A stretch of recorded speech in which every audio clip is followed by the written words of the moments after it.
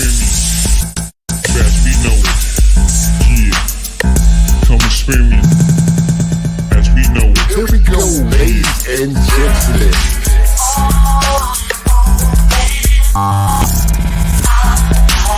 Yes. Global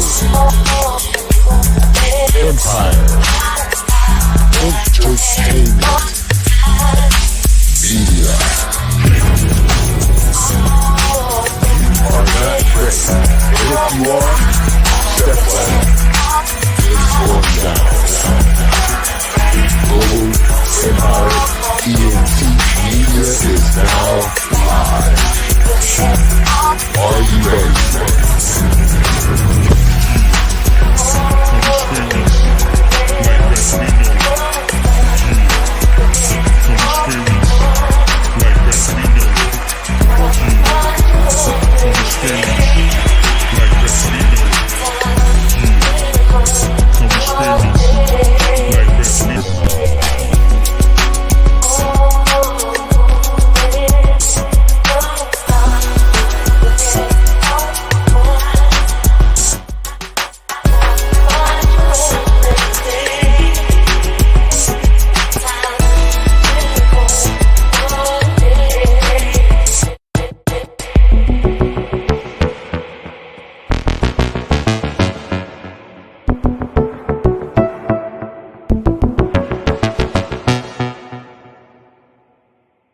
Global Empire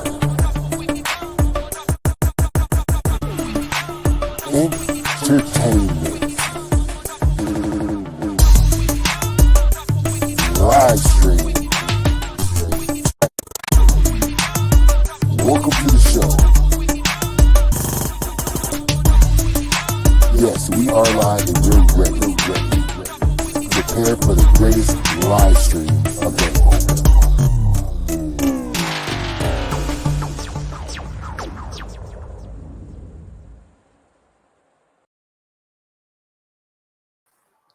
Well, good evening, folks. Good evening. I think I have another live scheduled for a couple of hours from now. I hope that I can make it.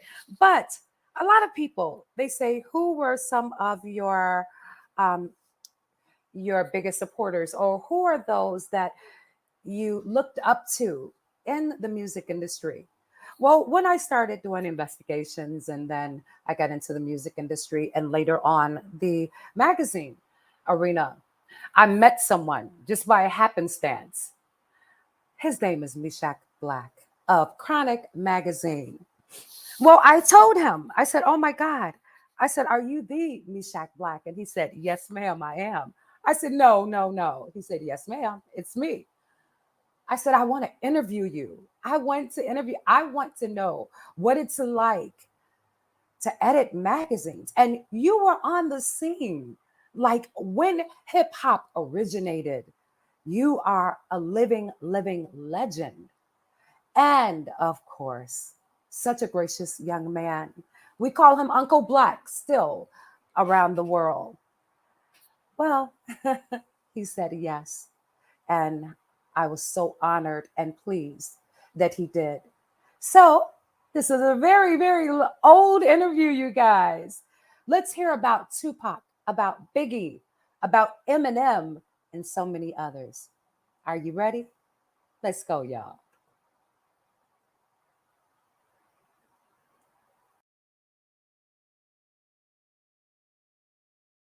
So the comment should be coming up very shortly. You all already know a lot of the artists have been waiting on this. Let's see. Let's go ahead and start inviting some of the family in. They can start sharing in the different countries for us. And as we are sharing this out, then I'm going to ask everyone to start dropping comments so that I know that you are here and that you can see us and everything is going well. All right. So I'm going to do that for just one moment. I'm going to set up Unc, if you don't mind. You don't mind, do you? I do not mind. What did you have for lunch? I went and had some chicken pho, PHO, they call it pho, Vietnamese soup. Right. Had to help me get over that night of drinking. Oh, I got you. Okay, so we had some chicken po, right? Chicken po, Well, they call it pho. pho. I call it pho. PHO rhymes with the number pho. Okay, but they call it pho. Yeah. Okay, okay, I Pho, get it. pho ga. Ga is chicken and Uh-huh. pho is soup. Well, I'm learning a lot of the different foods and so forth. We are live on YouTube and Facebook. Let me know if I'm coming in clear on YouTube. Let me know if you can hear the guests. All right, because that is very, very important that you can hear everything that is being said. I just tagged you as well, King. So you can go ahead and share on your pages if you feel like it. My assistant, can you please share in the groups and on our business page as well? So, are we ready? I really hope that everyone is sharing this out. I really, really hope that that is what is happening. I'm going to make sure that it's being shared onto our pages. And if you don't mind, can you introduce yourself? I am so excited, you guys. Wow. Oh, I don't mind at all. Nicole says, I don't oh, mind.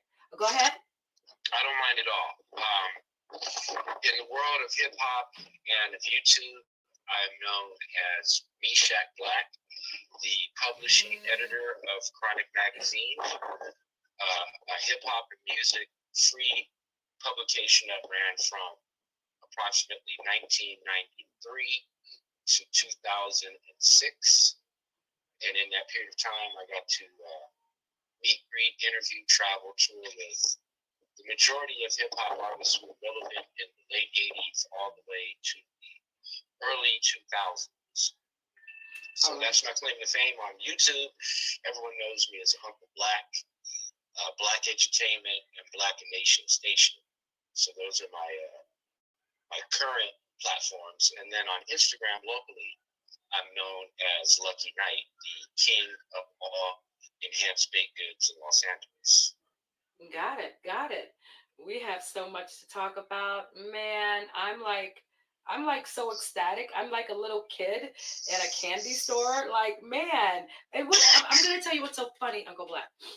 I didn't recognize who you were until you started talking about music, and I said, wait a minute, Black, and he spells it with the Q. I said, I know that name from somewhere. And then when you started playing music and you started talking about your background, I felt so stupid. I felt really, really stupid. I'm not gonna lie to you. I said, wow. But it was funny though, because I actually vibed with you, not really knowing who you were yet. And that's a beautiful thing because it was organic. You know what I'm saying? Mm-hmm. Yeah, I am using a laptop, Chief Oreo. Yeah. By the way, you're in the Chicago area. Yes, is that right? sir. Yes, sir. So special shout out to Brother George Daniels, who was instrumental through his music room of putting my magazine on the map in your fair city.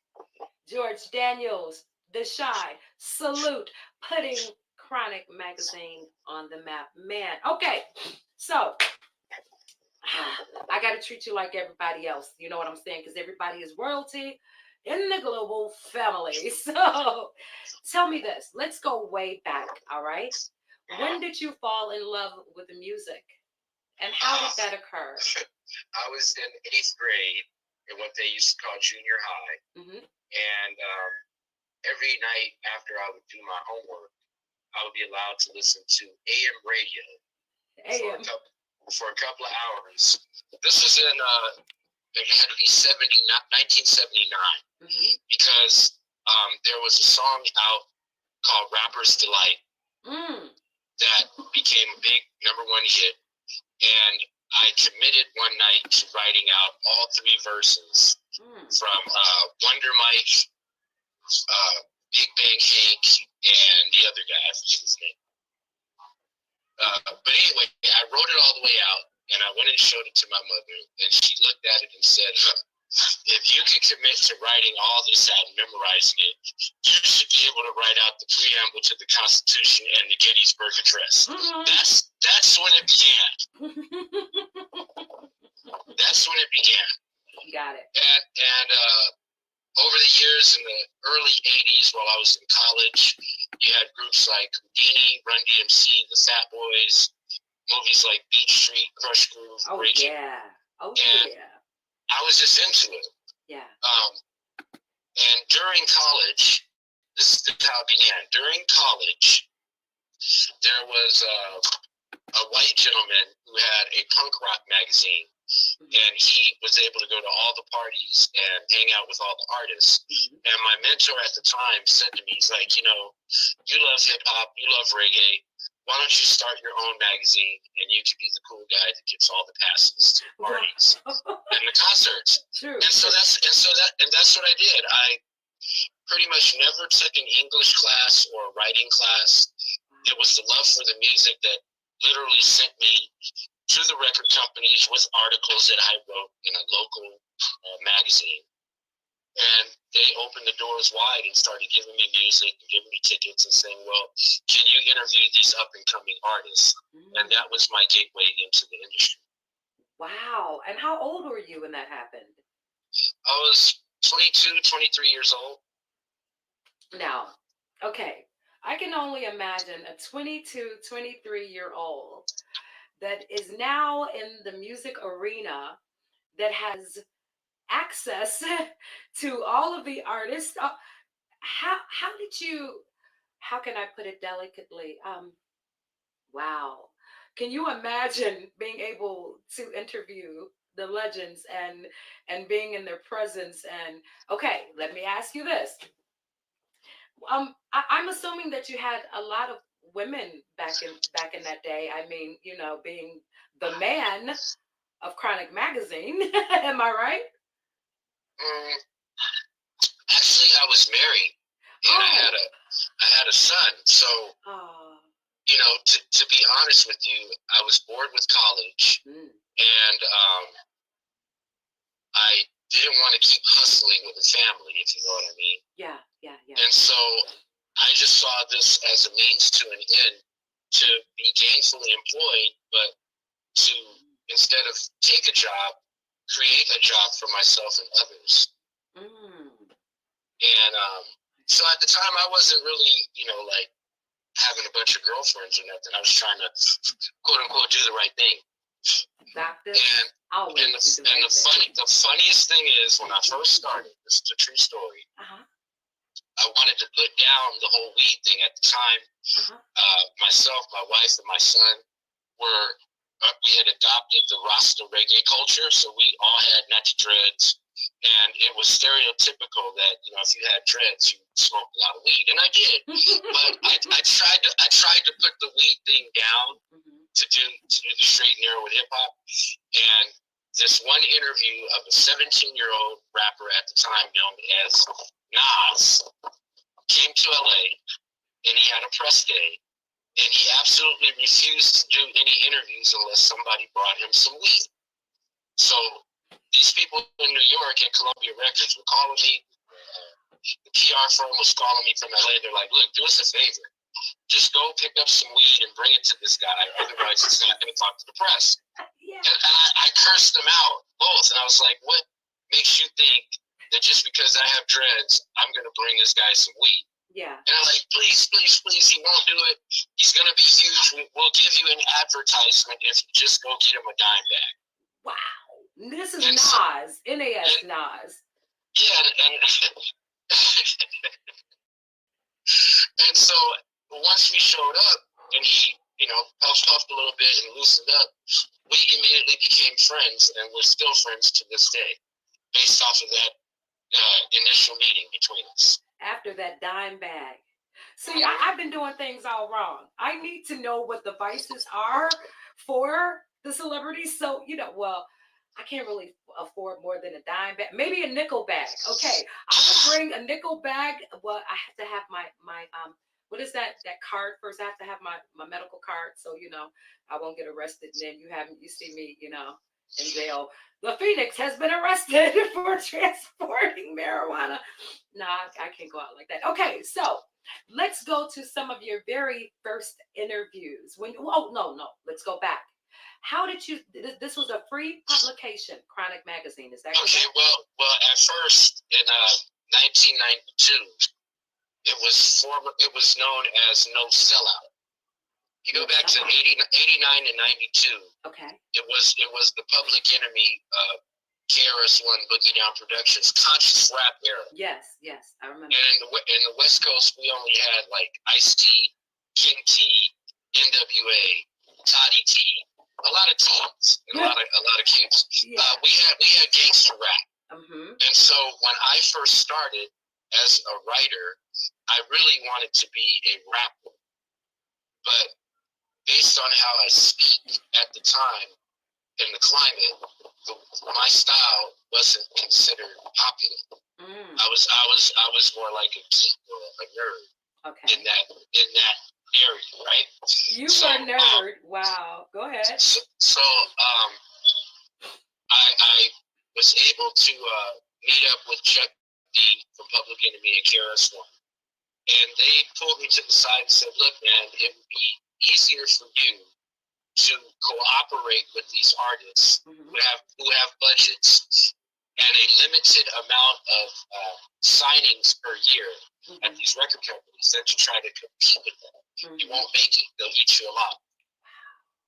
And so I took that advice and started covering everybody as opposed to trying to take their spot. But the original vision was, if I could just get to the biggest, baddest rappers and interview them, then I would achieve the status that I wanted. And at that time, you had NWA, you had Boogie Down Productions, you had Public Enemy, you had Ice-T, and you had Two Live Crew. Yeah. And so those were the guys I shot for that I wanted to get to establish a name in the field. Yeah. Once I was able to do that in that very year, 1992, then it became more like politics and,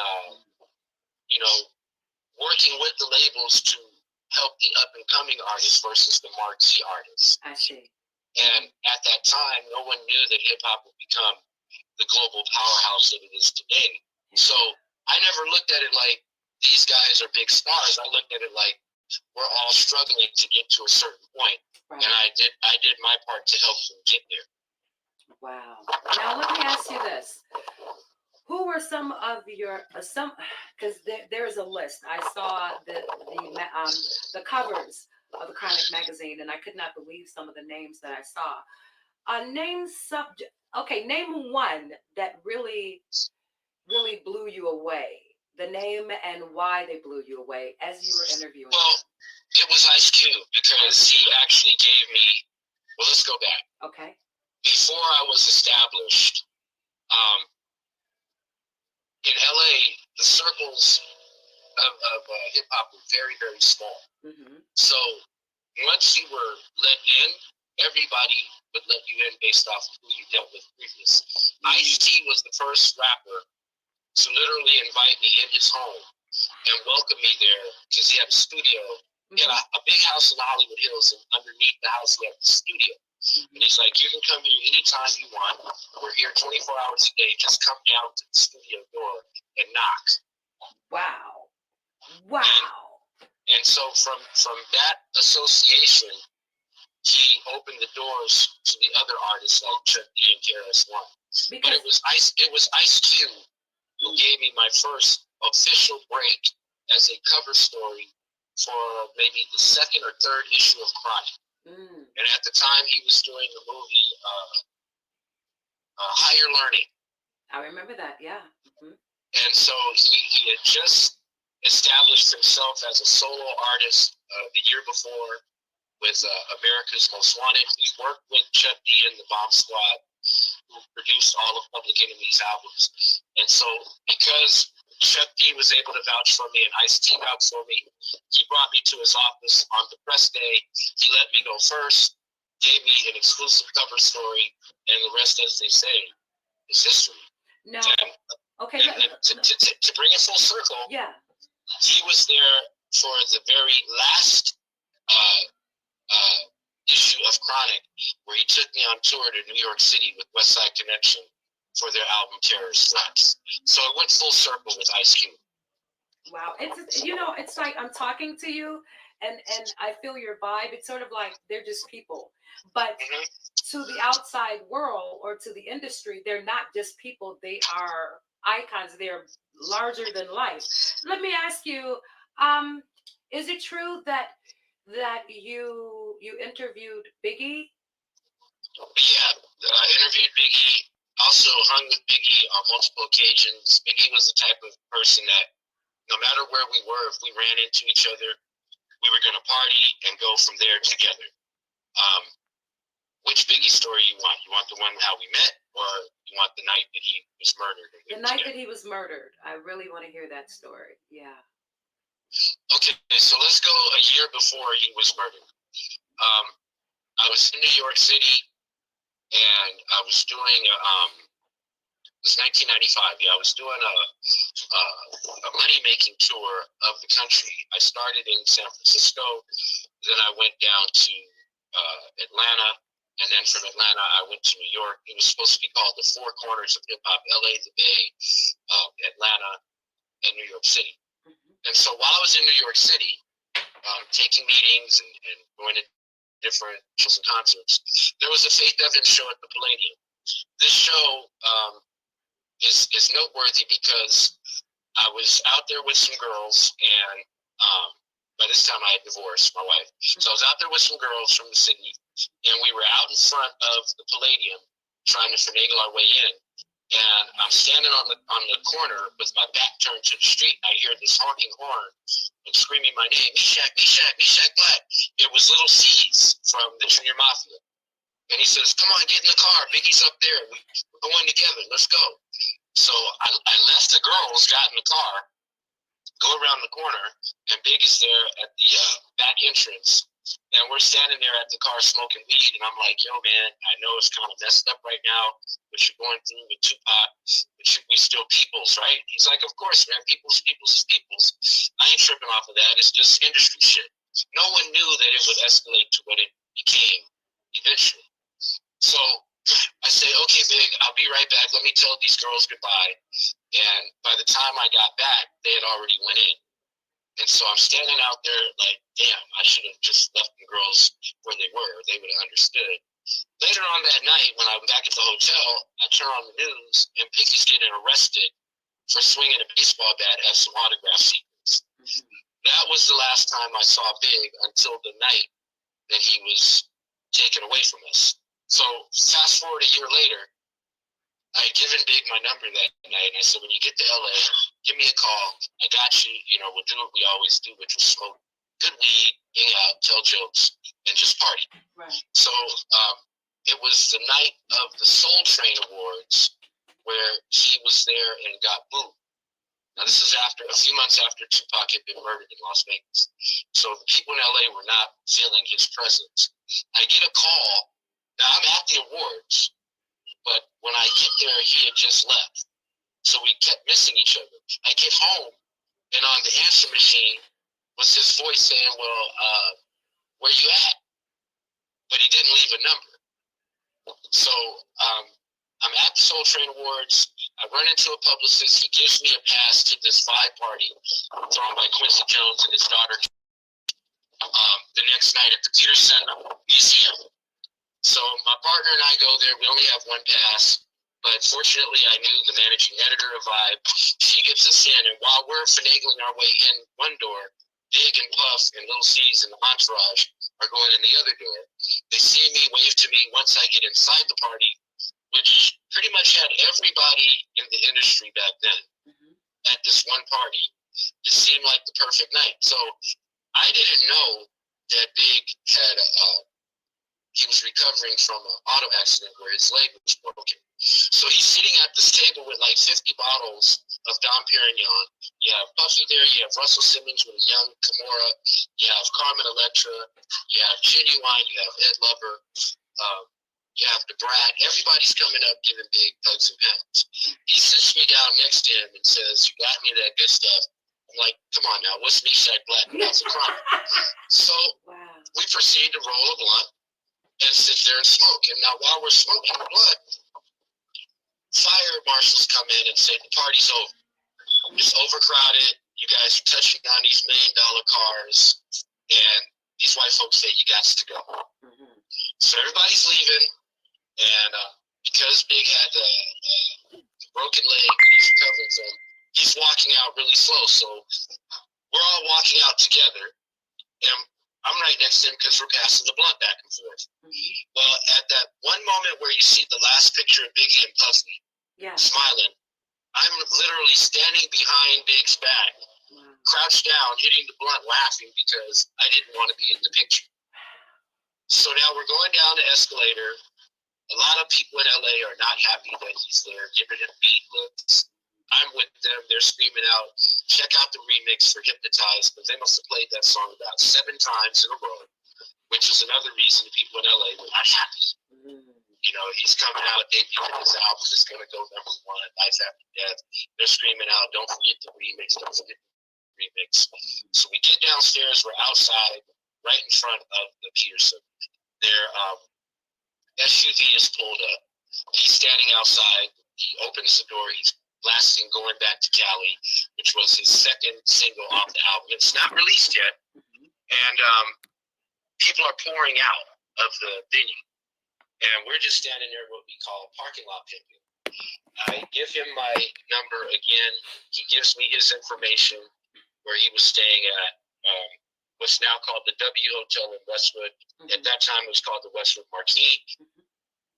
They're waiting for Puff to pull up in his SUV so they can caravan to the next party. He invited me to go with him, but because I was with my homie and we had another car, you know, we come together, we leave together. That's just the rules of the game. Right. So I said, nah, we'll see you tomorrow. I'll bring you what you need to the hotel. You give me the cover story, and we're good. So they pull out of the parking lot.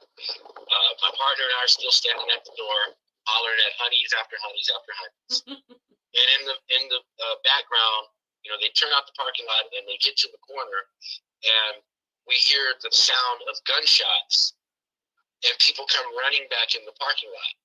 Now, I didn't see what happened, but people were running in terrified, screaming, they shot big, they shot big.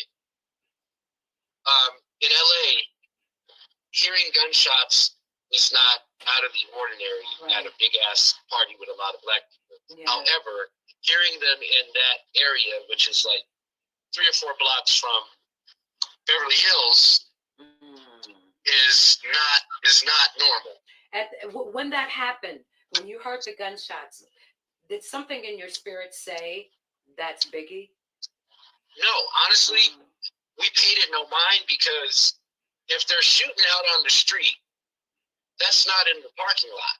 And we couldn't see around the building what was going on. We just saw people running back in the parking lot. I see. And so in the panic and the pandemonium, we kind of just moved over to the other side of the parking lot and kept doing what we were doing until a friend of mine ran up looking terrified. He said, I saw what happened. They shot big. He slumped over and they sped off. And he said, all I saw was a purple Super Sport Impala, the car that, you know, that was in, that turned one way on Wilshire Boulevard while Big and the other guys turned left to go to Cedar Sinai. And so at that point is when the fire people were already there. Now here come the police with the yellow tape. Okay. And you know, that's the cue for brothers to, you know, you ain't got to go home, but you don't want to be hanging around with the police and the yellow tape. Yeah. And so we went to the next party on Sunset Strip looking for the entourage. We went to a couple of other parties, and that's when I started calling the hotel to see if they had made it there. Never got an answer. So we're kind of wondering what happened. We're trying to say it was just a rumor, no confirmation. Go home. I wake up to telephone calls in the morning talking about what happened. I know you were there. Turn on the news. I'm like, what do you mean? What happened? Like, Biggie's dead. So I turn on the news in shock. And the first thing I see is them arresting Big the year before from that night we were at the Palladium. Yeah. And they're saying that, you know, he was killed at the Vibe, outside the Vibe party the night before. Then I hang up the phone. I get 3 phone calls, one from the LA Times, one from the New York Times, and one from the Washington Post. Right. How did you guys get my number? Your information was found in Biggie's pocket when they, you know, undressed him. Right. So please give us a statement. And I said, well, I was at the party. We were hanging out, smoking some weed. And, we planned to meet today and do a cover story. And they left, and that's all I know. Wow. And so that was Sunday. The next day on Monday, there was a very little known news program on MSNBC called Hardball with Chris Matthews. Mm-hmm. And on that show, they had Allison Samuels, who was a Newsweek reporter, C. Dolores Tucker, who was an anti-hip-hop crusader, a publicist named Phyllis Pollock, who dealt with all the gangster rappers, and myself. Mm-hmm. And I was pretty much in shock when I went on the show, but we were having a conversation about violence in hip-hop. And C. Dolores was in the studio with Chris Matthews, and she was saying basically she wanted to take over so that she could clean up hip-hop. And I had to tell her, with all due respect, you're like my grandmother's age. You just don't know what time it is. and from there, Chris Matthews and his producers were so impressed, they ended up inviting me back on a couple more times. But that's the extent of my relationship with Big and the story that took place. So, wow, this is so deep, man. But you were supposed to have done that interview today before Biggie was murdered, but you never got to do it, correct? Right. Wow. Now, I had interviewed him the first time I met him. Right. And it's funny because he was a brand new artist. Wow. And Bad Boy Records was a brand new label. And they had Kim, Craig Mack, and Faith Evans and Puff. Yeah. So there was only one publicity photo that I ended up using. Mm-hmm. It was that day that we met. I only had one blunt, and so we're sharing the whole blunt. Big took 2 hits. He's like, "Oh man, what the fuck? This is that chronic. Yo, I got this much money to get this much, and please get it for me." And I'm taking it back with me to New York. And at the time, I couldn't get it for him, but we exchanged information. And anytime he'd come to LA, right, he would tell the label he wanted me to interview him. Wow. Which was code for just bring me some smoke. Oh, I get it. You can get an interview, but still, you better bring that good. I get it. Go ahead. And so we really wouldn't interview. We would just hang out and smoke. So you didn't interview? Yeah, like 3 or 4 times. That would be like, I'm tired of these publicists babysitting me. Come here. Oh, I got you. And just tell her we're going to do the interview. We can sit for an hour and just cool out.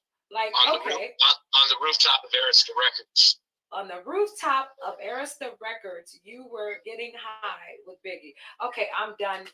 I've heard it all now. No, I haven't heard it all because I'm going to ask you some more questions. Now, so that was the beginning. Biggie, he started blowing up. You followed him all the way through his career. And unfortunately, you did not get to do the last interview because he went on to the other side the day before. Now, let me ask you this. Wait, I got one more for you. Yes, go ahead. Since you brought I'm it up. loving it. I'm loving it. Okay, so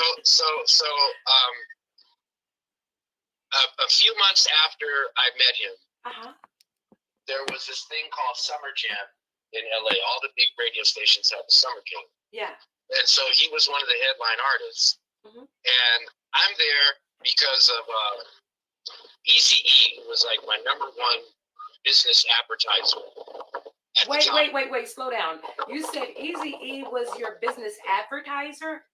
Mm-hmm. Okay, go ahead. I'm trying to Eazy was the first like real label owner tycoon. Oh, yeah. With Ruthless Records. Yeah. And at that time, this is a funny story, so I'll break it into 2. How I linked up with Eazy-E was when Chronic first came out, I had a public access video show. Yeah. In between No Sellout and Chronic. So at the time I met Eazy, I had a video show and this brand new Chronic magazine, but they all knew me from the previous magazine. Eazy had 7 kids by 6 different women, and he sent all of his kids to the Marcus Garvey School, which was a private Black-owned school in the middle of the hood. Mm-hmm. My son and my wife at the time, my son went there for pre-kindergarten, and my wife worked there. Mm-hmm. So I was there dropping off my son and my wife, and he pulls up in his 733 BMW, gets out, and he's only like 5'3" tall. Is he really that short? Wow, go ahead. And so I see him, I'm like, hey, I have this magazine and this video show I would like you to be a part of. He took one look at the cover, seeing Ice Cube on it. He said, oh, I see you got it going on now. Why don't you come down to my office tomorrow and we'll buy some ads? Just like that. Just like that. He said, I'll give you your interview, but you got to interview all my 18 artists on the roster first. I'd be interviewing their artists, their wives, the babies, the uncles, but go ahead. All of that. And so I went to his office the next day, which was right near Calabasas, close to where he lived. And he was one of the first people to ever, in the music industry, buy a property out there in Calabasas. Calabasas, yeah. I go to his office in Canoga Park, and I meet for the first time the infamous Jerry Heller. Right? The guy that everybody hated from NWA, right. except Easy. Except Easy. And so Easy and I talk. He introduces me to some of his artists. He says, okay, how much to buy your back cover and your inside front cover? I gave him a price. He told Jerry, go sit down and write him a check, which in the business, that never happens. It's always net 30 after you produce the advertisement and give them a tear sheet. Right. He prepaid for his ad to secure his space and position. Then he takes me in the little area where they store all the music, and he gives me a bunch of CDs. He takes off his baseball hat, and he pulls out from under the lid a joint. He says, thank you for working with me. You know I'm the most hated guy in hip-hop. I appreciate you showing me good faith. Gave me a joint, and that's how we began our business relationship. Okay, so, my mouth is open. My mouth is open. I'm sorry. I'm trying to play this shit off, but I can't. Go ahead. And so fast forward to Summer Jam. Easy was the headliner with the group, a brand new group out of Cleveland, Ohio named Bone Thugs and Harmony. He wanted to make sure that I had access to them and to get some exclusive pictures backstage. So while I'm backstage, now everybody in hip-hop was popular at that time, was coming through. All of a sudden, here comes Big, Little C's, Puff, and this what looked like a 12-year-old girl who turned out to be Little Kim. I knew you were going to say Lil' Kim. Go ahead. But she looked like a kid. Yeah. Right? But dressed all fast. And I'm looking at her kind of like, what the fuck is going on? Because she's right there next to Big. He's like, where can we go smoke? So we go in one of the trailers and we smoke. And we're just talking. I'm like, who's this girl, Big? He's like, oh, that's Lil' Kim. She's next. And so I kind of had to wipe the scowl off my face and play politically correct. Because literally in my mind, I was like, who the fuck is this kid dressed like a grown woman? You were scowling at. Wait. So she was dressed very provocatively to be. Yes. Okay, I get it. And this is before all the surgery. So, you know, Kim had like this puberty, going into puberty body. So I was not impressed at all. But then when she got on stage, she became a beast. Man. And so at the time when I saw Big, cameras were on us and stuff, news crews, and one of the guys waves me, he's like, you're cool with him, ask him a couple of questions. So I'm like, well, Big, now that you've blown up and all that, you know, do you still remember the people that you came up with? He's like, come on, man, never that. Yeah. I'm the same OG I was when you first met me. Now let's go smoke some trees and get the fuck out of these cameras. Wow. He was very, it seems as though he was very down to earth, very approachable, you know. That's the spirit, the vibe that I get from Biggie. Let me ask you this. So you were around when he introduced you to Lil' Kim. So this was before he met Faith, correct? Actually, he was married to Faith at the time. Oh, Okay, so when he said she's next, you had no idea that that she was next in a lot of different ways, correct? Well, the funny thing is, they had always had something going on, even while he was married, before he was married. And it was no secret that he was what they call a player for life. Right. Yeah. But he loved his wife and he loved his children that he had before her and with her. Let me ask you. So, okay, so oh my goodness, let's talk about Tupac now. Pac. Okay. What type of individual was he? I mean, outside of the cameras. Okay. Well, I have a few Tupac stories, and unfortunately, he's one of the ones that I never got to interview. Okay. But I would always be in his presence. Three Tupac stories I can tell you. The first time I actually sat down face to face with Tupac was, again, at the Marcus Garvey School. Okay. Wow. Everyone went to the Marcus Garvey School, but go ahead. Well, it was, the only school of its type in America. I see. And because of its location and the owner, he had a lot of inroads to hip hop. They would do, a lot of groups would come through and do fundraisers for him because it was it wasn't a charter school, it was all the way private school. And it was all black. And so the artists would come through and throw money at him to keep the programs going to make up for the families that couldn't pay the tuition. Beautiful. And so on this day, Tupac came through with Kevin Powell, who at the time was a writer for Vibe, a brother named Watani, who was his manager from Atlanta, and his buddy Randy Stretch, who was from a group called Live Squad in New York. Randy was there when Tupac got robbed at Quad Studio, and he was kind of his muscle. And so we're at the Garvey School, and this is to show you how multifaceted Tupac was.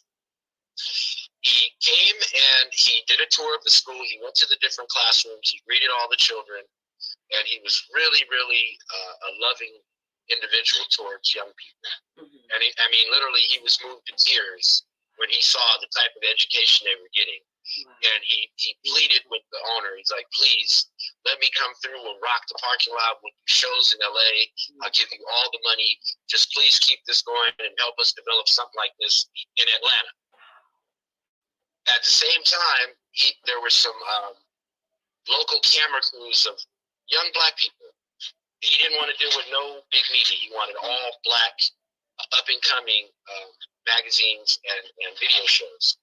So this young sister named Kanima Ivra, who had her own video thing, came and interviewed him.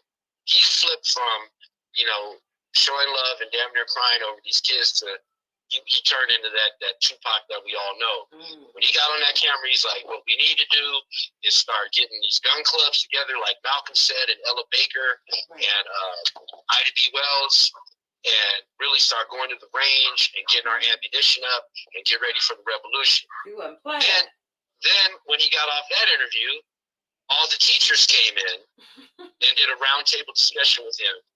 And they were talking to him about why you let your pants sag and why all the cussing and why all the B words. And he literally sat there patiently and tried to explain the culture.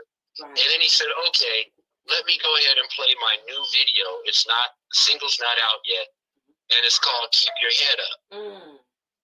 The one with Jada Pinkett. And so he literally wowed all these black women teachers onto his side after that. To where they said, oh, you're not so bad after all. He's like, I got to do some shit for the streets, but I'm always going to do my best shit for the people. And so just to see him do that, and I'm sitting across the table from him, and he's looking at me like, this is what I got to do to play all the politics of hip-hop. I get it. And it was like a silent communication where we're looking at each other like eye to eye, and he's shaking his head like, I gotta go through this. This is the life. And so at the very end, I gave him my magazine, I gave him my video show, which he was featured on, and I said, okay, give me the cover story.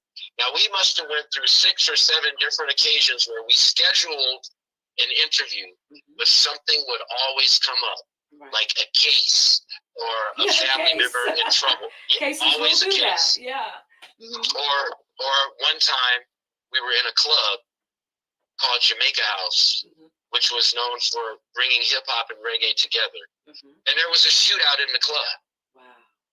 And so after the shootout and we cleared the club out, I'm running up to his car like, are you okay?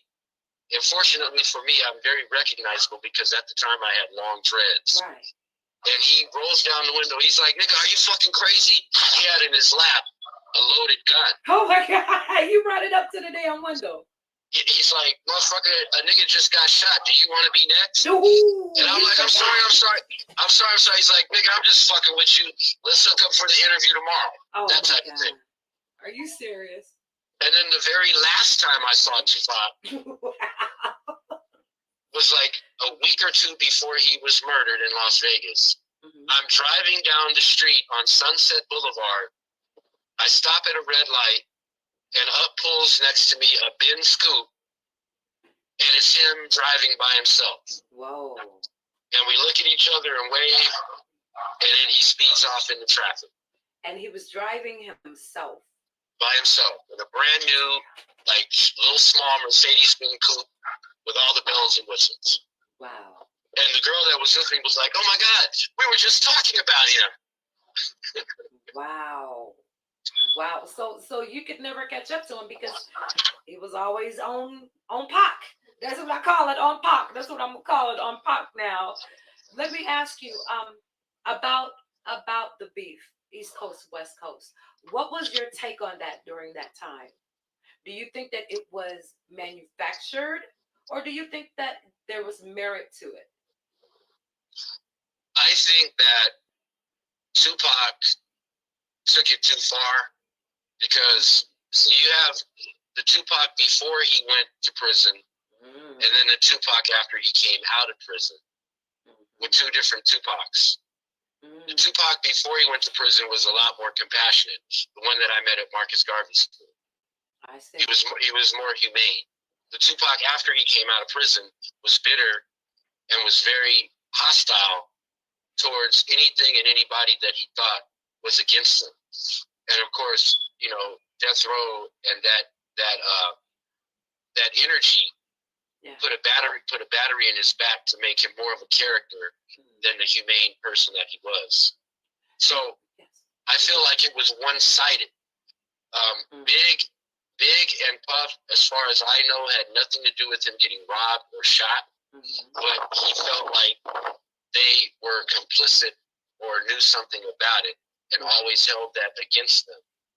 I see. Because when the beef started, I said, okay, it's for publicity, because we know sometimes, you know, they'll pull publicity stunts, but it had gotten so crazy that I said, they could not believe this about each other. They couldn't.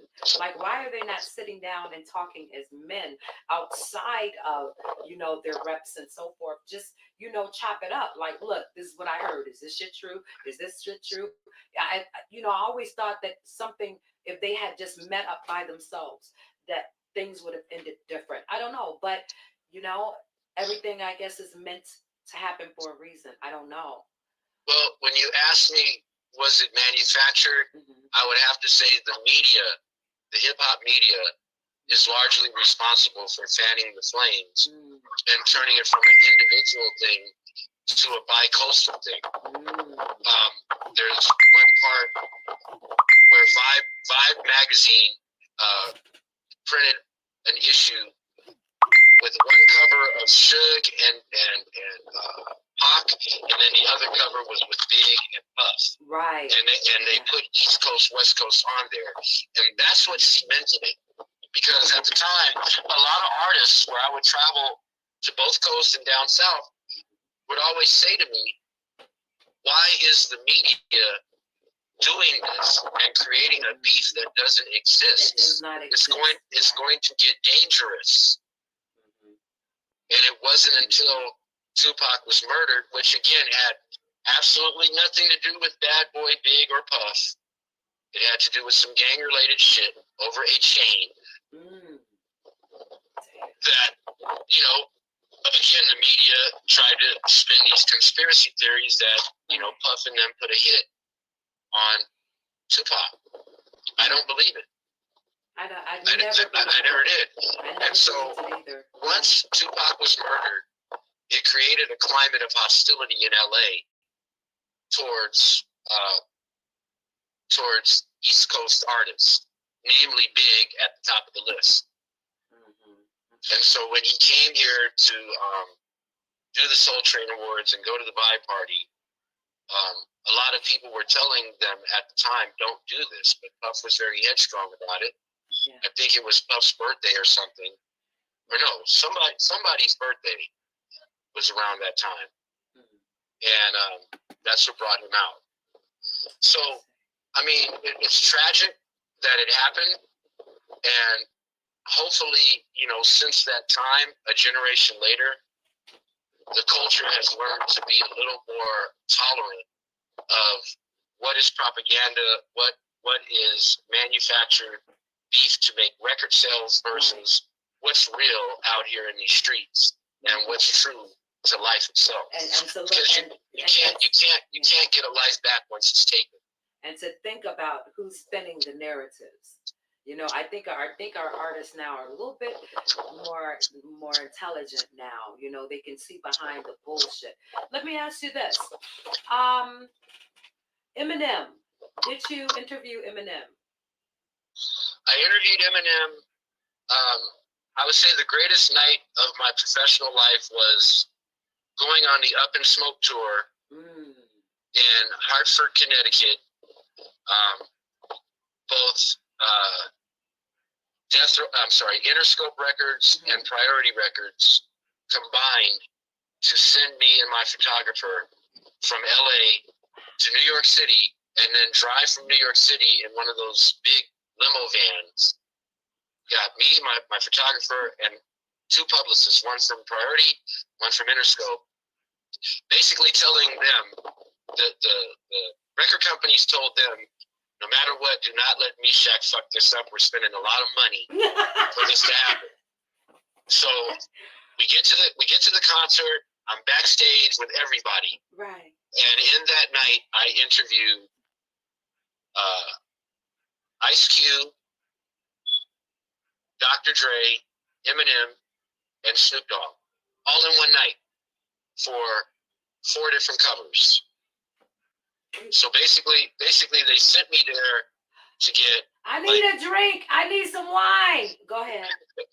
They sent me there to get 4 different cover stories that would spread from, say, September through January, one for each month. And for me, it was kind of overwhelming because you have 30,000 people in this arena screaming their heads off, and I'm backstage talking to everybody one by one. And there's too many artists for me to try to interview in one night. But they all wanted me to talk to them. But I had an order I had to go with. And the funniest part of that whole night was my photographer needed locations to shoot these covers, right? Right. So we're shooting Eminem for his cover story in the bathroom backstage. Right? Wait. Repeat that. Say that again. We did the cover shoot for Eminem in the bathroom backstage because it was the only place that had proper lighting for us. We ended up shooting Eminem and Dr. Dre in what was like a closet with a light bulb because my photographer said, this looks like the Project Hallways. Oh, so I get it, yeah. So you have Dre and Eminem under this light bulb hanging from the ceiling. Eminem is talking crazy to my photographer to elicit reactions, and Dr. Dre is looking at Eminem like, boy, you crazy. Wait, so they were trying to throw your photographer off his game. And my photographer was loving every minute of it. He's like, yeah, more. He's like, fuck your mother, fuck your dad, fuck your Chinese grandmother, fuck you. You little rice-eating motherfucker. He's like, yes, perfect, perfect. Wait, this is him that's doing this. Yes. I'm gonna need a bottle. I'm gonna need Now, a bottle. here's how it started. Yeah. So the concert hasn't even begun yet, and me and the publicist and the photographer, all these people keep calling me right now. Anyway, me, the publicist, and the photographer are in the dressing room with Snoop and his whole entourage. Everybody smoking weed. Yeah. He's playing tennis on the big screen on PlayStation with this guy named Bush Cassidy, who was like one of his singers, Yeah. right? Uh-huh. This guy whoops Snoop's ass in tennis. Snoop flips out. He's like, fuck it. Everybody get out of my dressing room right now. I don't give a fuck about no interview. I don't give a fuck about no product. Bush Cassidy, fuck you. I'm not even going to let you sing on my records anymore. Everybody out. Wait. He took him off of his show because he beat him on a video game. No, he didn't take him off the show. Oh. He was joking. Oh, okay. But he really kicked everybody out.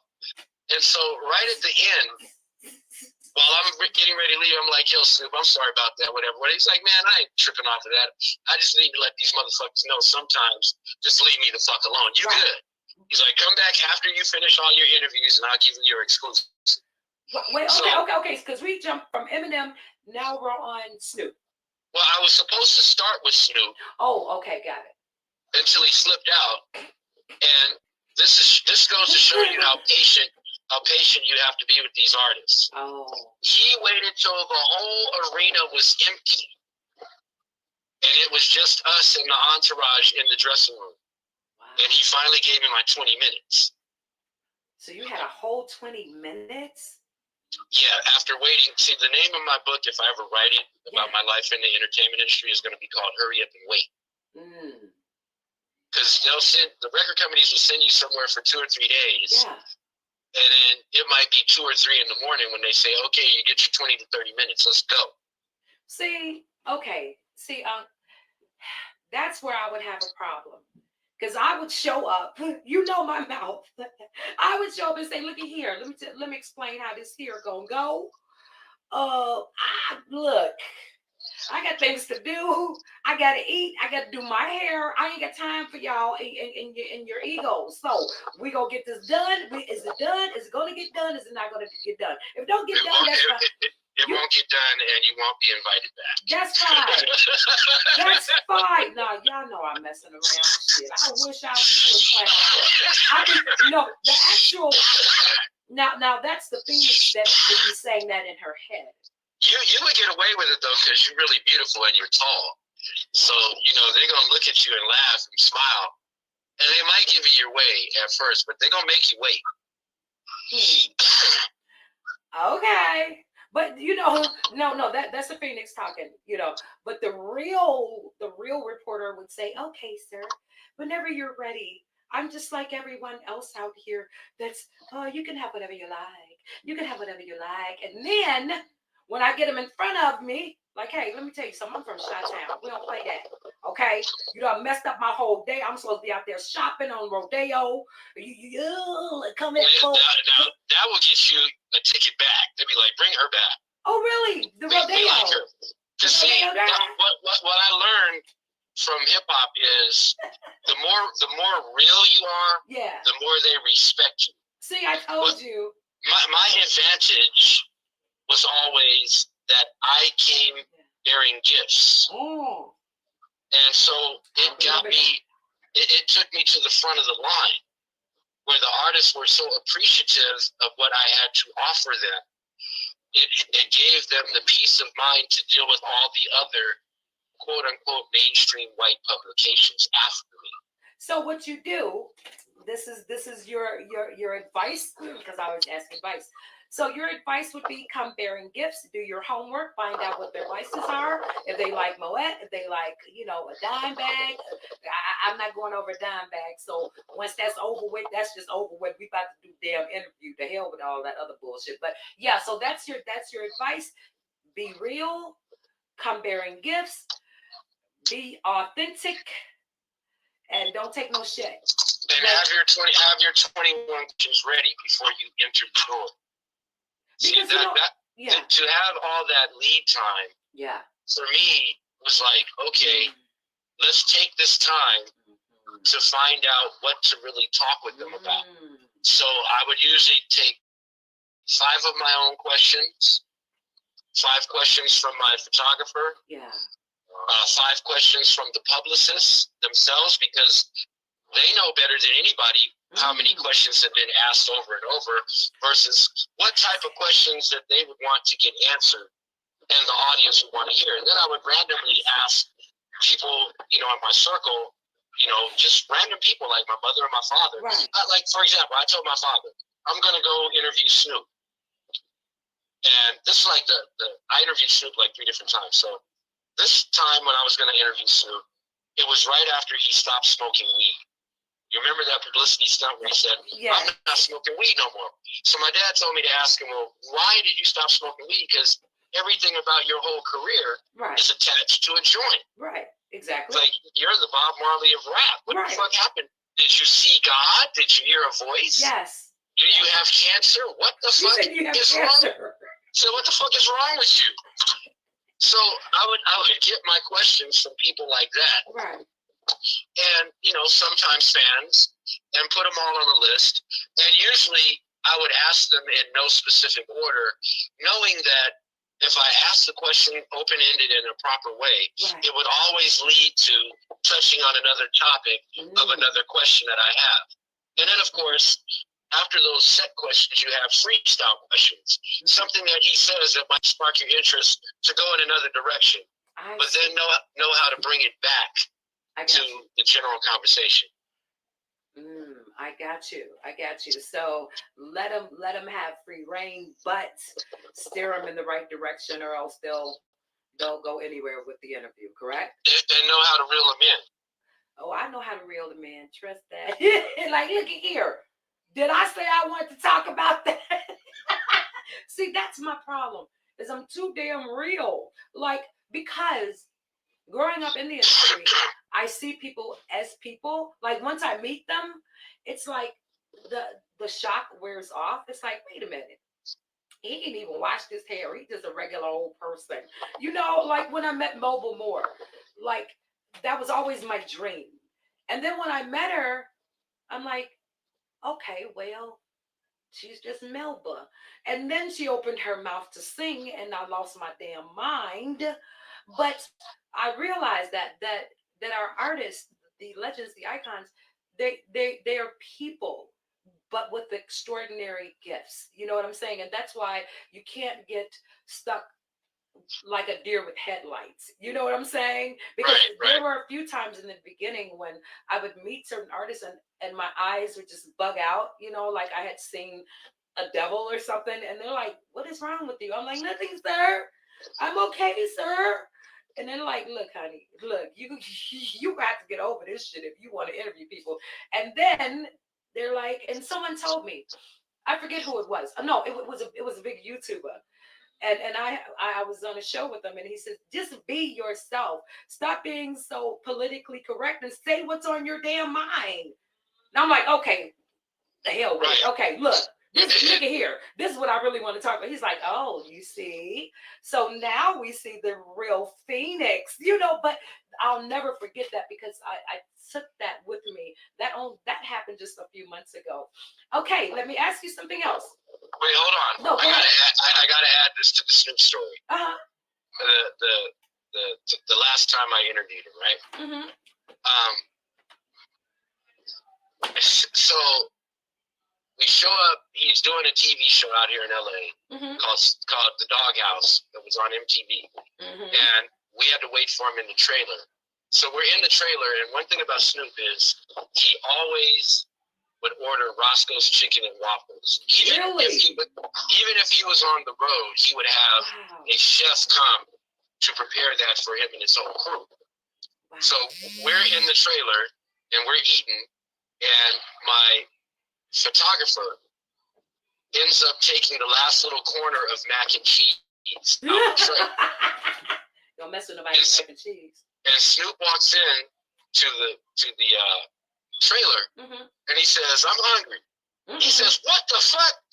Who the fuck ate my last mac and cheese? You didn't know that's my mac and cheese?" My photographer, mid-bite, dropped his fork and pushed the plate away from him. And he's like, "I knew it was you." And see, everybody would always mess with my photographer because he's Chinese, he wears glasses, and he looked the part of the Asian photographer. Oh, that's too funny. And so that whole day, while I'm interviewing Snoop, we usually worked in tandem. Like, I would be talking to Snoop, and he would be taking pictures. And then he would tell me, "Move over this way so I can get that angle." So while we're doing this and Snoop is talking, in mid-sentence, he's like, "And you need to shut the fuck up while I'm talking and just take the motherfucking pictures." Because he was mad about the mac and cheese. Right. Yeah, what kind of mac and cheese was that? What was the damn mac and cheese? But he was joking, right? and so during the course of the interview, I'm being all serious. I'm like, "So, why'd you stop smoking weed?" He says, "Well, I was in Japan, and this bitch was sucking my dick so good. I was like, this feels so good. I don't even want to get high no more." Wait. Is it? Wait, stop. That is the reason why he stopped smoking weed at that time. It was a joke. Oh, okay. But he ended up explaining that he had a conversation with Charlie Wilson of the Gap Band.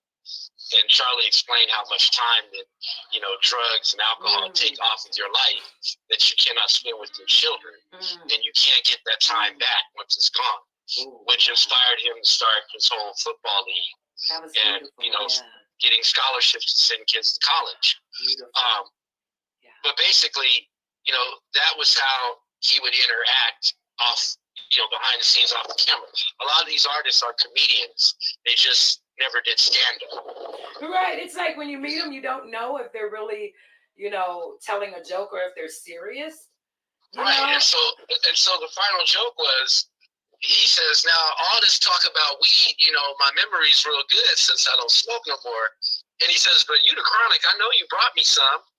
What? And I said, "No, unfortunately, Snoop, I took your publicity stunt serious, so I didn't bring you none." He's like, "Nigga, you got dreadlocks and red ass eyes like Uncle Ben, and you ain't got no weed." Wait, so it was all a publicity stunt? Yeah. And he said, "It's okay. I know you're respecting, what I said and everything, but damn, you should have brought me some." It was a publicity stunt, you all. I can't believe that. And then he went on to be, what was he then? The Lion? Or he went... anything after 2006, 2007 is after my time. Okay, yeah. I was thinking about when he went to Jamaica and he changed his name to Lion King or something like that. I'm like, okay, looky here. You're gonna have to get a persona and stick with it because you're irritating us now. Okay. Any other Snoop stories? Yeah, I'll bring it to what you wanted to talk about. See, I know what I'm doing. So towards the end of my career, I started working for a couple of dispensaries as a baker of my enhanced baked goods. And so one of the last press junkets I went on, I had a little problem where I got caught in Texas with a little stash and I was on probation. So I wouldn't travel with anything anymore. And I started to make brownies and cookies and baked goods. So there was this big press junket for media from all over the country for a movie called Triple X with Vin Diesel, and it was down in Atlanta. And there was an artist named Pastor Troy who had the lead single to that movie and video. And so I told him I wouldn't be able to make it. They changed the whole junket around to fit my schedule. Wait. They knew that I wouldn't be able to bear the regular gifts that I usually had. So they placed an order for a bunch of treats for the junket, paid for by the label, right? And so some of the journalists there didn't know how powerful that the Cali baked goods are. And a couple of them, they ate a cookie or two, which I don't recommend. I say eat a half a cookie and wait 30 minutes. This one little guy, we're at the round table, and everybody's drinking, and everybody's eating, and then I pass out these cookies for dessert. Mm-hmm. This one guy ate 2 cookies and literally passed out, and his face went into his salad bowl. Wait, And after 2 cookies. 2 cookies. Okay, let me ask you this: Did you tweak the recipe after that, or did you keep it the same? No, I kept it the same. It's only for seasoned vets. It's not for beginners. But Okay. It brings me back to my very last meeting with Snoop, which was like maybe 2 years ago.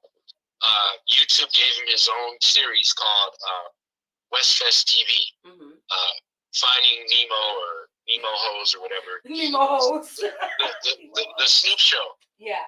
And so they hired me to come down and make some brownies for the whole crew and interview me on camera. Wait, let me stop there. How do they actually write this off? Like, how do they put it in the budget for edibles? It's called catering. Okay, catering. There you go. I'll remember that. Go ahead on. And so they paid me $400 for 2 trays of brownies. One tray that was already pre-made, and the other tray that I'm supposed to mix on camera, but it never got made because there's no stove on the set. Okay. Basically, from that experience between Snoop, Bishop Don Juan, and myself, led to the idea for Snoop and Martha Stewart to have their own cooking show. Wait. You said that too fast. Now go back. You said who was involved with that? It was myself, Snoop Dogg, and Bishop Don Magic Juan on camera. So as I'm mixing these brownies up, wow. There on his show, everybody smokes weed. Like you go to the green room and there's jars of weed that you can just grab your own and make your own joints.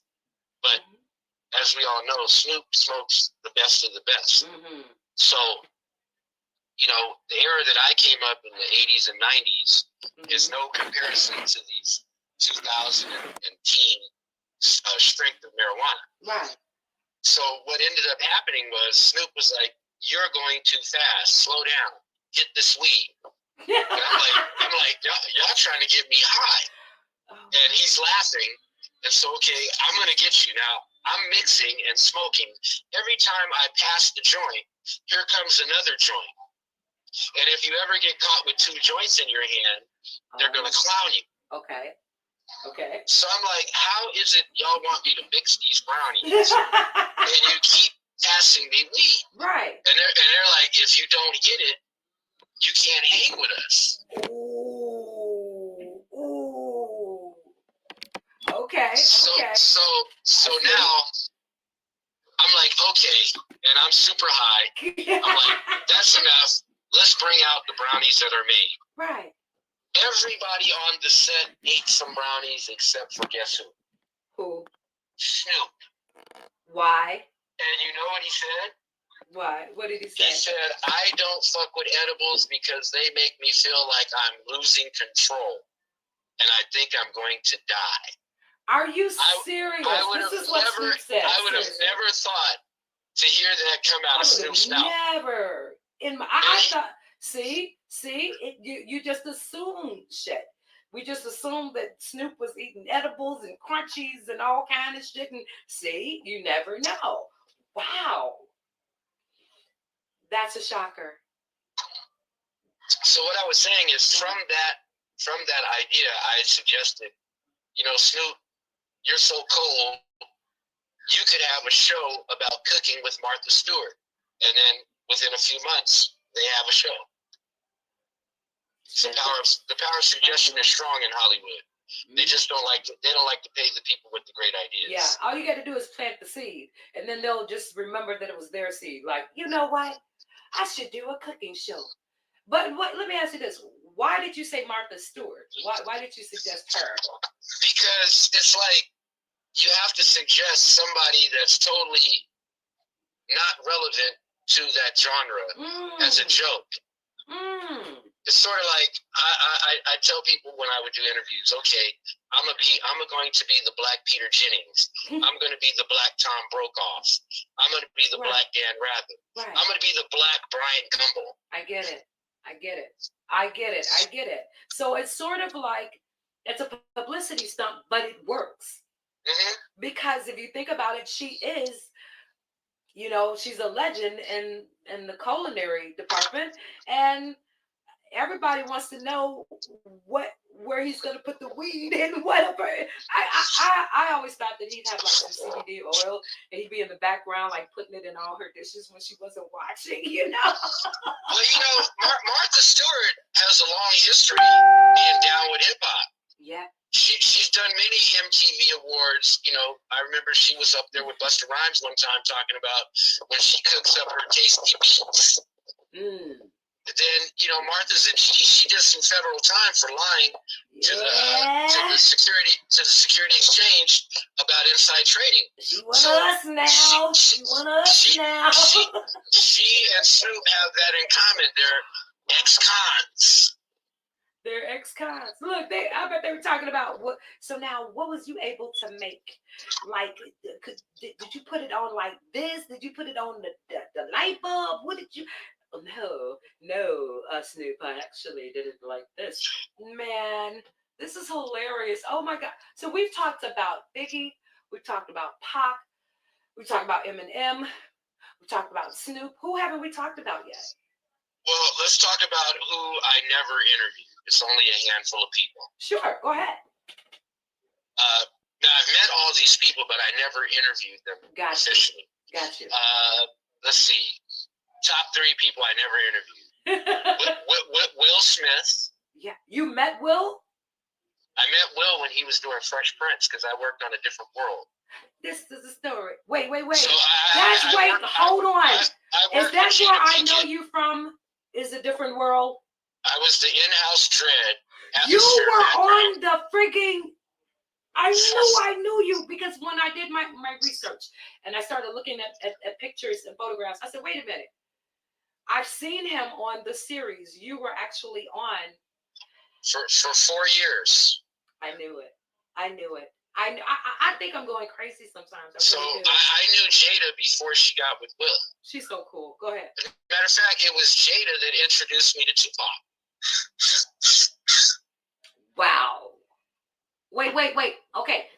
Sidebar. They were really in love, weren't they? Well, they had a bunch of babies, didn't they? Wait. Jada and Tupac? No, Jada and Will. No, I'm talking about Jada and Tupac. I have no idea. I think they were really in love. I think it was that first love, that young love. You know what I'm saying? But go ahead. Okay, go back to the story. Well, I mean, The Different World. Okay, so let's go back. This is before hip hop. Right. I was on A Different World because my wife's sister was on the first season. She was the roommate of Jasmine Guy. Her character's name was Millie. She was the cute girl with the glasses. Yes. And so through that, I was able to meet Debbie Allen, who put me and my wife on the show as extras, right?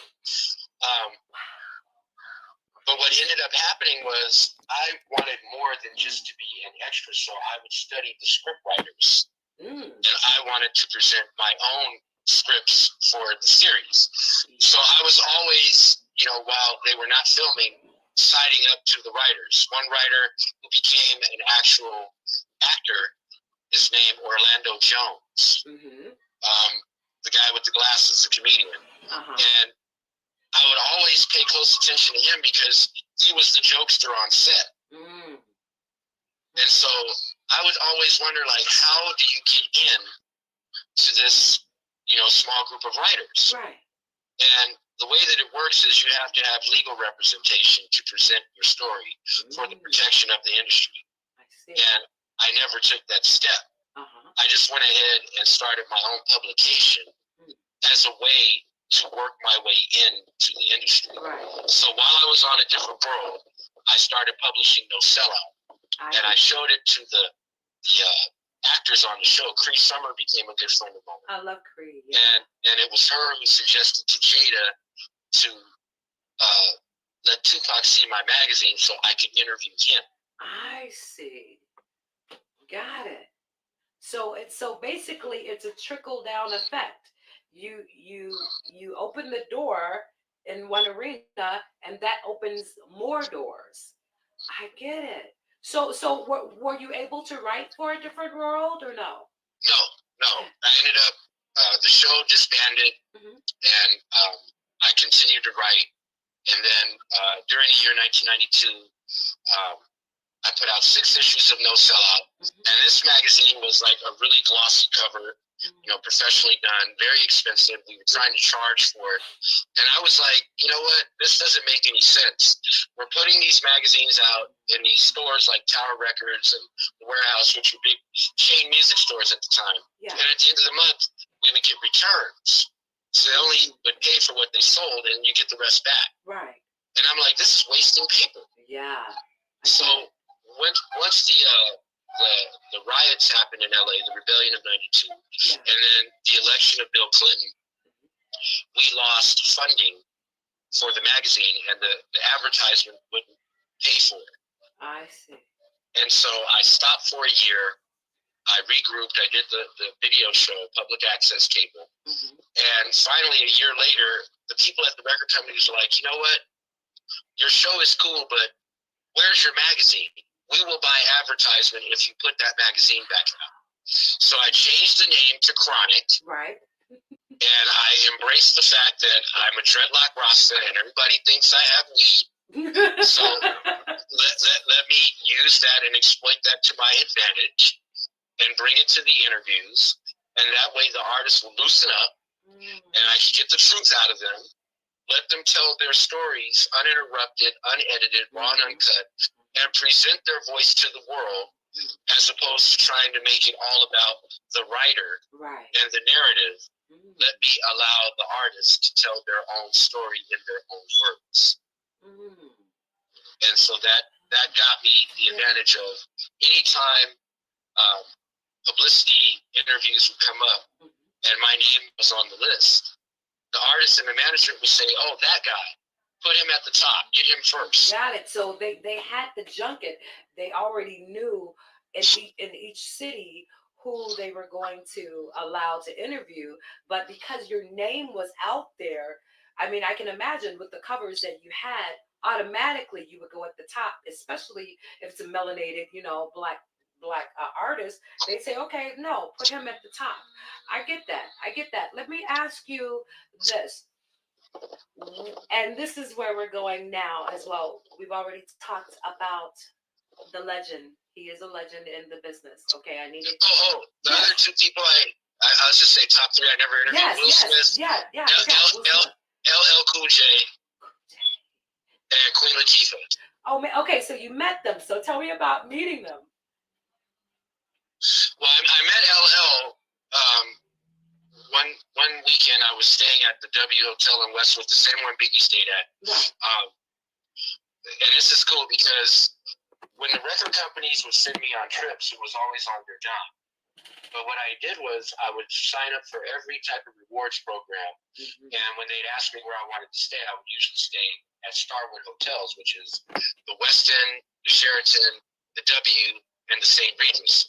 My hotel of choice is always the W. The W, all right.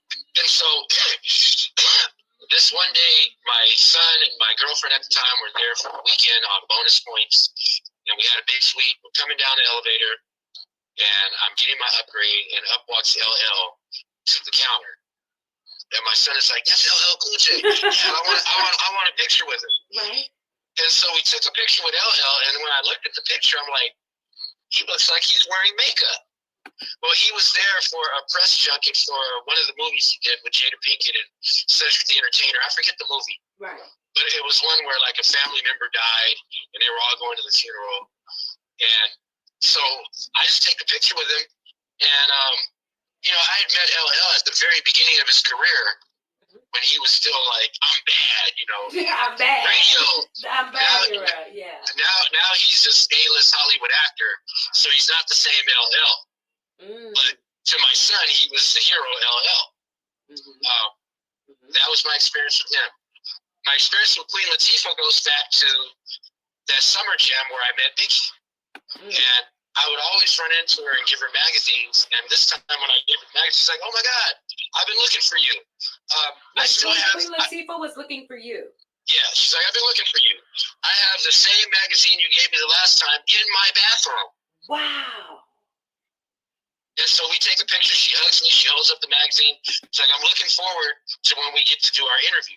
Now, as the years went by, and these same hip hop artists became Hollywood icons, the accessibility wasn't the same. You know, it's different levels of public relations companies. Yeah. And a lot of times those bigger public relations companies do not want to deal with smaller publications for the level of their artists. Right. But if you left it to the artists, they would be like, "Okay, come over here and I'll talk to you now." But a lot of times when they're under contract with certain corporations and media outlets, they sign that they won't do certain type of interviews. Wow. It's sort of like Beyonce has to be blonde for the next X amount of years while she's under that L'Oreal contract. I see. Okay, I got you. So yeah, those are my top three. But go ahead. I don't want to leave anything. No, that is wonderful. I had forgotten because I was getting so wrapped up in all of the meet and greets. This is crazy. Let me ask you. So, are you still in touch with a lot of the artists? I still have a lot of the same friends from the industry who have moved on to independent things or their own companies. But yeah, I've never completely walked away or renounced the people that I met and the experiences that I've had. It's beautiful. This is such a legacy.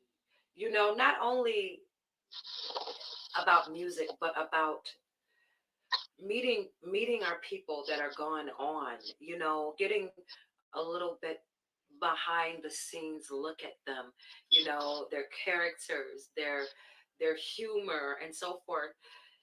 I couldn't even imagine being that blessed. That is such a beautiful life that you've led. Let me ask you, so now we are coming into the present time. Tell me about your edibles business. Where can we find that?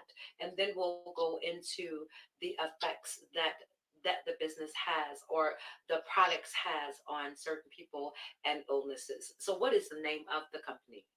It's called Lucky Night. That's LUCKY. On Instagram, it's Lucky_Night, KNIGHT1. That's Lucky_KNIGHT1. And you can see the realness of what I do and my interactivity on my Instagram page. It displays my products. It shows me locally interacting with the population and the various venues that I go to and, meet and greet people all over the city of LA. So that's where you can find me. I make what I call EBG, enhanced baked goods. I do THC. I do special order CBD, and then I also do from seasonally a formula I call THCBD, which is a combination of the THC and the CBD.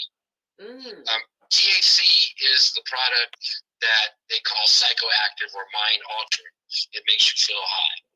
The curative properties, whether it's anxiety, insomnia, migraine headaches, arthritis, depression, heart condition. I mean, you name it, it's really literally like a miracle cure of nature. The hemp plant has over 1,000 different uses and can be used to make durable shelter, as in houses and furniture. It can be used to make textiles like hemp clothing, and it's now being looked into not just for medicinal value, but to make foodstuffs.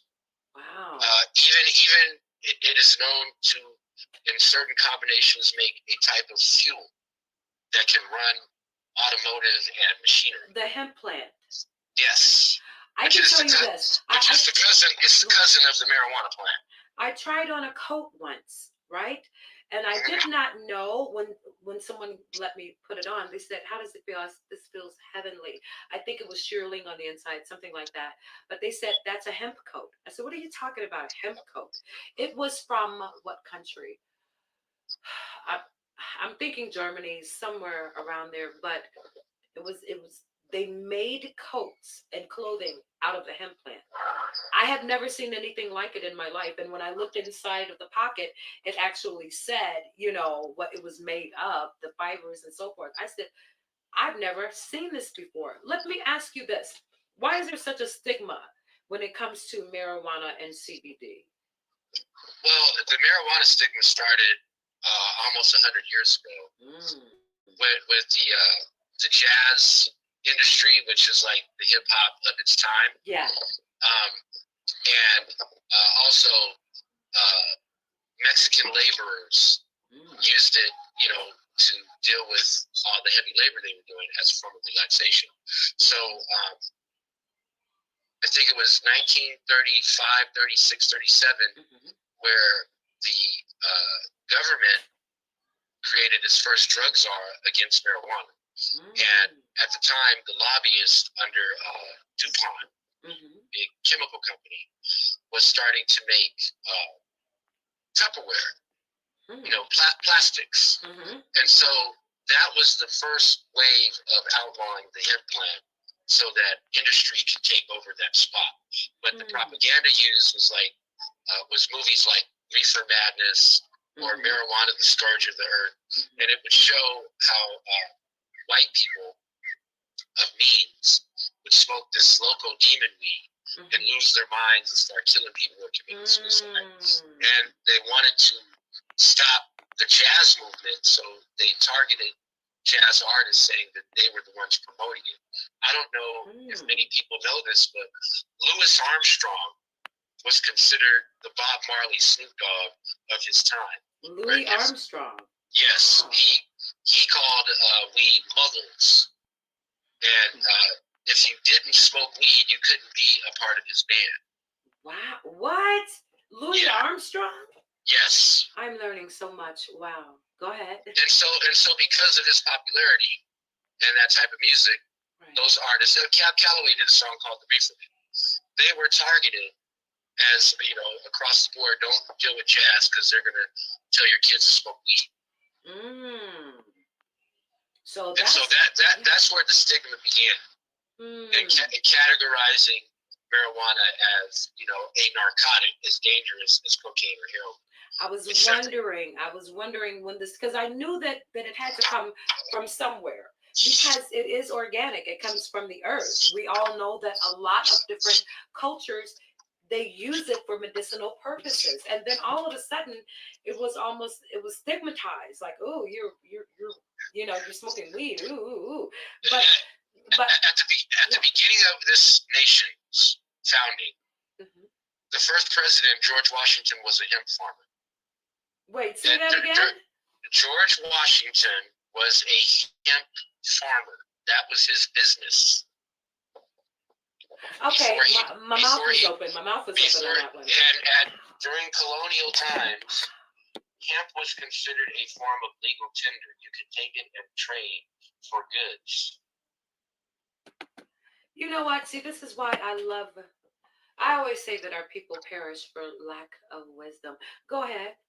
If you were a farmer at one time, in certain colonies, you had to have a certain portion to grow hemp for the nation. The heck? Are you serious? All rope and sea mast of the colonial slave ships were made from hemp. Wow. Okay, let's talk about CBD now. Yeah, please. One of the reasons that it's taken so long for CBD to catch on is because Big Pharma knows that it will take a lot of money out of the team. Wait, say that last part again. Big Pharma, pharmaceutical companies know that CBD will take a lot of money out of their treasury. because it's an alternative to opioids. It's an alternative. I get it now. Okay, got you. Go ahead. Without all the crazy side effects. What keeps Big Pharma in business is they give you a pill, and then because of the side effects, they give you another pill. And then they end up giving you a third pill for the secondary side effects. Now you are in a vicious cycle of paying for your own death. Damn. You hear commercials on late night TV that say, if you took this certain drug, fill in the blank, from the year 2014 to 2016, call this number. There's a class action lawsuit for $450 million, and you need to get your cut. Then the very next commercial will say, this brand new drug is out for depression, but it might make you want to kill yourself. It might make you want to harm somebody else. It might make you feel like your anxiety. You know, you take this for depression, but now you have anxiety. And then they give you another pill. Another, because they all have side effects, right? And because they're tied into all the insurance companies, it's a way for everybody to get paid. There like you go. Like a racket. You got to keep everyone employed. How do you keep the pharmaceutical companies? How do you keep the doctors employed? This is how. Let me ask you something. The CBD oils that you use, right? Have you had any what am I thinking of? Any testimonials from some of your clients as to the positive effects since they started taking the edibles and so forth? Well, I have to be honest in that the CBD thing is relatively new for me. I've been doing edibles for over 10 years now. Right. And, you know, I started with the dispensaries, but when I realized that they were nothing but greedy capitalists, and they only wanted to pay me for a tenth of my value while they took 90% of the lion's share, I said, you know what, just like Ice Cube, I'm dropping all these niggas and I'll make all the dough. Right. And so over time, a lot of my clients would ask me, do you do CBD? And I had no idea what they were talking about. And so I did my research, and one of my nephews who's totally into the holistic, organic, gluten-free, vegan lifestyle explained it to me and showed me and used me as a guinea pig for his products. And, you know, I like the feeling of getting high, taking the edge off, whatever you want to call it, to relax. But when I would take the CBD, I noticed that my rest would be really restful. My body would completely relax, and I could just feel my muscles and my bones say, and wake up feeling refreshed with no side effects, no like hangover feeling, no drunkenness, none of that stuff. Now, sometimes, I'm not gonna lie, when I overdo it on my edibles, I wake up the next morning worse than drunk. Don't get high on your own supply. Go ahead. And I'm like, why did I overdo it and eat so many cookie crumbs? Oh my goodness. So you're eating the crumbs off of the brownies. Like, okay, this one fell off. I would do a bake, right? And some of the cookies would break, or, you know, there'd be crumbs on a tray at the end, and I just scrape all the crumbs up, put them in a little plastic sandwich bag, and before I go to sleep, start munching on them. And this is something I tell all of my people when I give them my goods. I'm like, listen, you must administer this in dosages. Right. But no one ever listens. I say, it's going to taste so good, and you're not going to taste the secret ingredient, that you're just going to keep eating it. But usually I say cut it in quarters if it's a square. Okay. Cut it in quarters and treat it like a basketball game. Eat a quarter, wait 15, 20 minutes. Okay, I get it. Eat a quarter, wait 20, 30 minutes. If you don't feel what you want by then go for it, because different people have different levels of tolerance. Okay. I had a brownie once. I'm always transparent, you all. I had a brownie once. I was the test dummy of the brownie.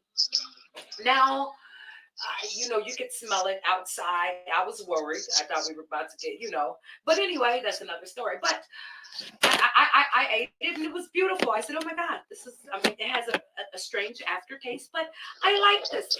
And as I'm talking, I said, and I couldn't feel my mouth. I said, "Something wrong here. I can't feel my mouth, in my mouth." And so, and then I realized, and they were joking, they were jesting. They thought it was hilarious that a grandmother was. But then I said, I can't. I have to be careful now, because then I started talking to that is a gateway, I call it, for some of us. Some of us, we start talking to other planets, and I was over there. I don't remember if it was Saturn, Uranus, if it was what is Series A or B. I don't know what it was, but I was talking in another language to another planet. This is what my family told me afterwards. And so I learned that you're absolutely correct. That you please, whatever you do when you send your edibles out, please, and the first thing they should do when they open up the box is see a red, all in red letters. Do not eat all of this shit in one taking. Please. Wait, let me go ahead. Okay. I usually tell people like this. There's going to be 4 to 5 feelings that you get. Okay. Happy, horny, hungry, high, and if you do too much, sleepy. Happy, horny, hungry, high, sleepy. Happy, horny, hungry, high, and sleepy. So how am I supposed to get anything done, Unc? Well, you're not supposed to drive.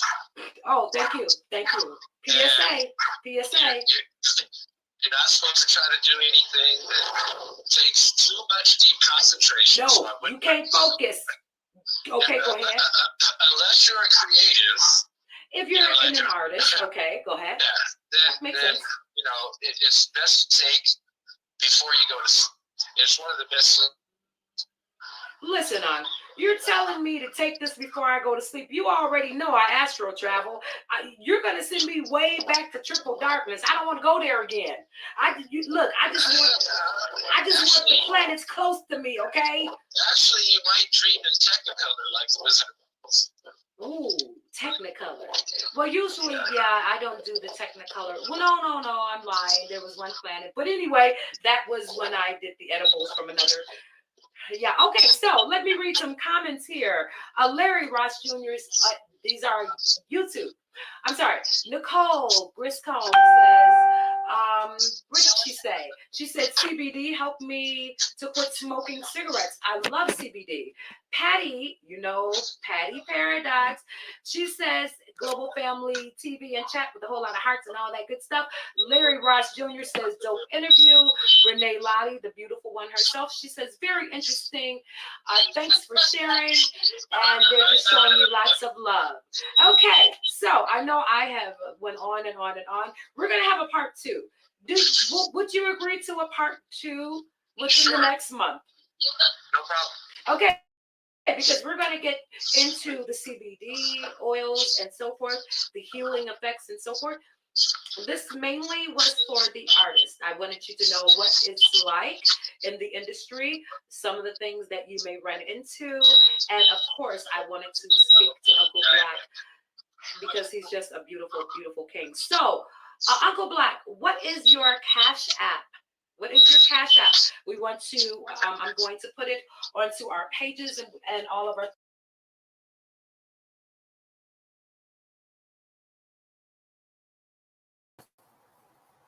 Well, folks, you have actually met Meshack Blaq.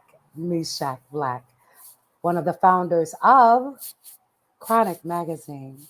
I tell you, when I tell you that I've had the best teachers in every arena, I must say that I have. From content creating to music to producing to editing to, oh my goodness, it's been a journey, you guys. It's been a journey.